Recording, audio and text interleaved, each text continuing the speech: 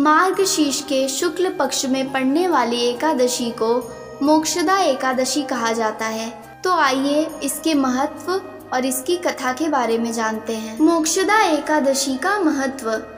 धर्मराज युधिष्ठिर भगवान श्री कृष्ण से कहने लगे कि हे भगवान, मैंने मार्गशीर्ष एकादशी अर्थात उत्पन्ना एकादशी का सविस्तार वर्णन सुना।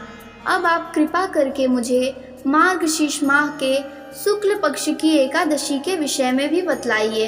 इस एकादशी का क्या नाम है तथा इसके व्रत का क्या विधान है, इसकी क्या विधि है, इसका व्रत करने से किस फल की प्राप्ति होती है, कृपया यह सब मुझे बतलाइए। भगवान श्री कृष्ण बोले, मार्गशीर्ष माह के शुक्ल पक्ष में आने वाली इस एकादशी को मोक्षदा एकादशी कहा जाता है। यह व्रत मोक्ष देने वाला तथा चिंतामणि के समान सब कामनाएं पूर्ण करने वाला है, जिससे आप अपने पूर्वजों के दुखों को खत्म कर सकते हैं। इसका महात्म्य मैं तुमसे कहता हूँ, इसे ध्यान पूर्वक सुनो। मोक्षदा एकादशी व्रत कथा। गोकुल नाम के नगर में वैखासन नाम का राजा राज्य करता था। उसके राज्य में चारों वेदों के ज्ञाता ब्राह्मण रहते थे। वह राजा अपनी प्रजा का पुत्रवत पालन करता था।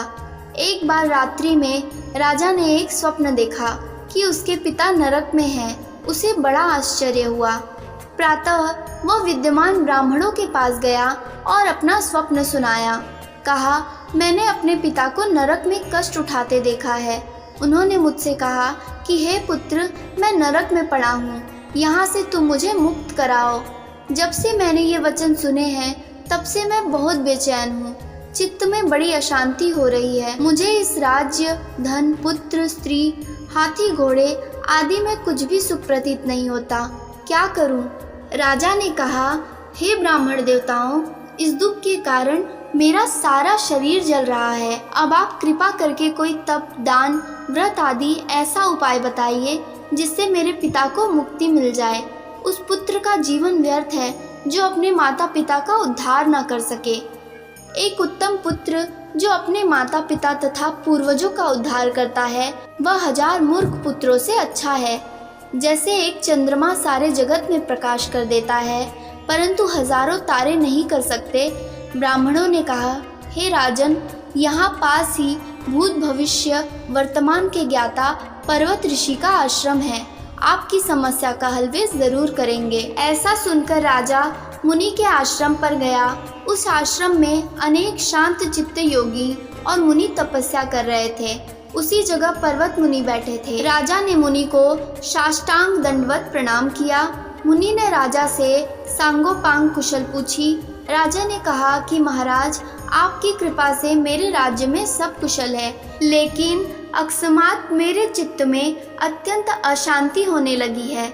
ऐसा सुनकर पर्वत मुनि ने आंखें बंद की और भूत विचारने लगे। फिर बोले, हे राजन, मैंने योग के बल से तुम्हारे पिता के कुकर्मों को जान लिया है।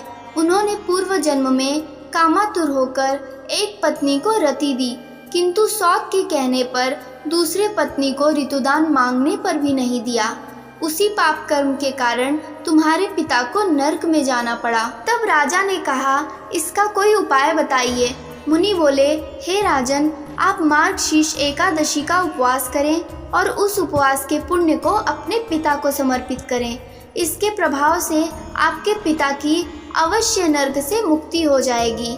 मुनि के ये वचन सुनकर राजा महल में आया और मुनि के कहने अनुसार कुटुंब सहित मोक्षदा एकादशी का व्रत किया। इसके उपवास का पुण्य उसने अपने पिता को अर्पण किया।